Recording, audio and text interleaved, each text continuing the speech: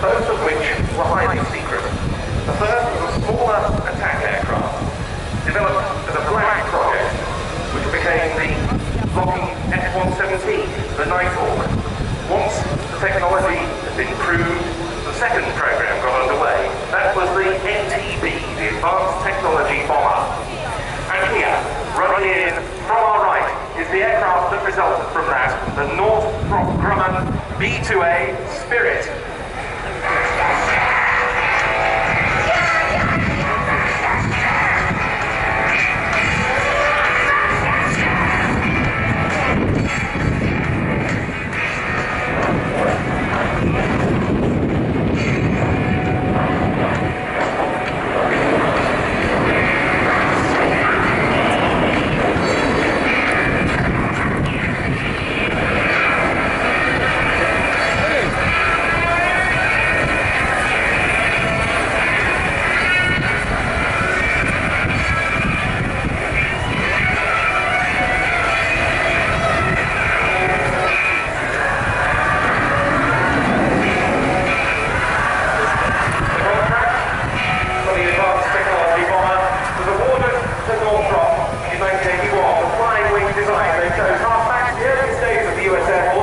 When Northrop developed the jet-powered YB-49, which made its first flight in October 1947, but finally the B-2, a flying wing, would become operational reality. It was intended primarily for delivery of standoff nuclear weapons, but with a conventional capability, and the conventional role was brought to the fore with the end of the Cold War.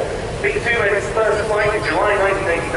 It entered service with the US Air Force with the 509th Bomb Wing at Whiteman Air Force Base, Missouri, in December 1993.